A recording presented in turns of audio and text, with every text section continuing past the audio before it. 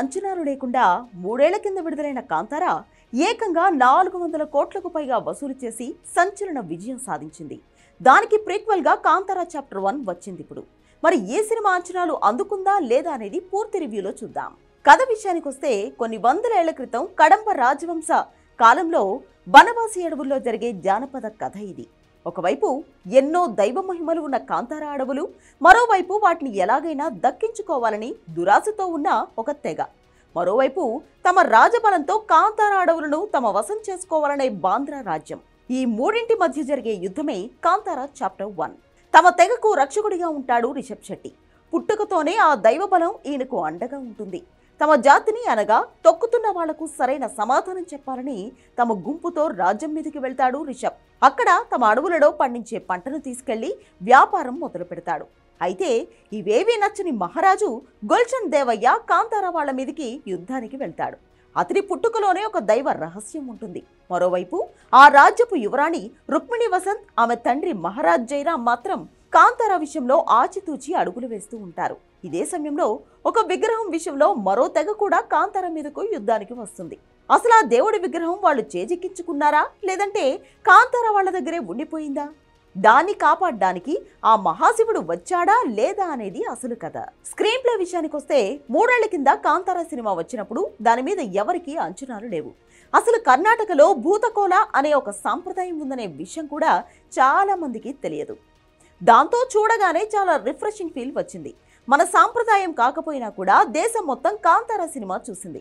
ఇప్పుడు దీనికి ముందు భాగం అనగానే అంచనాలు భారీగా పెరిగిపోయాయి. దానికి తగ్గట్టుగానే తన బడ్జెట్ కూడా భారీగా పెంచేశాడు రిషబ్ శెట్టి. ఫస్ట్ పార్ట్ చేసినప్పుడు చాలా లిమిటెడ్ బడ్జెట్లోనే ఒరిజినాలిటీ ఉండేలా తన సినిమా తెరకెక్కించిన రిషబ్ ఈసారి మాత్రం బడ్జెట్ పెరిగేసరికి కాస్త ఆర్టిఫిషియల్ వైపు వెళ్లిపోయాడు అనిపించింది. ఫస్ట్ పార్ట్ చూసినప్పుడు వచ్చే ఆ ఒరిజినల్ ఫీలింగ్ ఇప్పుడు రాదు. అలాగని సినిమా బాగోలేదని కాదు, కానీ బానే ఉంది. అయితే ఒకటి తగ్గింది పుష్ప అన్నట్లుంది. ఫస్ట్ హాఫ్ చూసిన తర్వాత కాంతారా లాంటి సబ్జెక్టుకు ప్రీక్వెల్ చేయాలని చూసి రిషబ్ తప్పు చేశాడేమో అనిపిస్తుంది. ఫస్ట్ హాఫ్ లో చాలా వరకు స్లో నెరేషన్ ఇబ్బంది పెడుతుంది. దానికి తోడు లెంగ్త్ కోసమే పెట్టారేమో అన్నట్లు చాలా వరకు అనవసరపు సన్నివేశాలు వస్తాయి. సెకండ్ హాఫ్ డీసెంట్ గా రాసుకున్నాడు. కాంతారా ప్రజలు తమ ఉనికి కోసం, దేవుని కోసం ఎలాంటి పోరాటం చేశారు అనేది ఈ సినిమా కథ. సెకండ్ హాఫ్ లో దీన్ని బాగా ఎస్టాబ్లిష్ చేశాడు దర్శకుడు కమ్ నటుడు రిషబ్ శెట్టి. యాక్షన్ ఎపిసోడ్స్ అద్భుతంగా కుదిరాయి. హీరో శరీరంలోకి కాంతారా వచ్చినప్పుడు ఉండే సన్నివేశాలు మరోసారి గూస్ బంప్స్. క్లైమాక్స్ ఈ సినిమాకు ప్రాణం. సేమ్ కాంతారా మాదిరే ఇందులో కూడా అదిరిపోయే క్లైమాక్స్ రాసుకున్నాడు రిషబ్. ఫస్ట్ హాఫ్ లో నెరేషన్ నెమ్మదిగా సాగుతుంది. బనవాసి అడవులు, గుహలు, రాజవంశ బ్యాక్డ్రాప్ ను సెట్ చేయడంలో ఎక్కువ సమయం తీసుకున్నాడు డైరెక్టర్. ఇంటర్వెల్ నుంచి కథనం ఊపందుకుంటుంది. సెకండ్ హాఫ్ లో వార్ సీక్వెన్స్లు, దేవుడి కనెక్షన్లు, గూస్ బంప్స్ బాగున్నాయి. నటీనటుల విషయానికి వస్తే రిషబ్ శెట్టి మరోసారి అద్భుతంగా నటించాడు. ముఖ్యంగా క్లైమాక్స్ లో అద్భుతంగా నటించాడు. రుక్మిణి వసంత్ కూడా కీలకమైన పాత్రలో మెప్పించింది.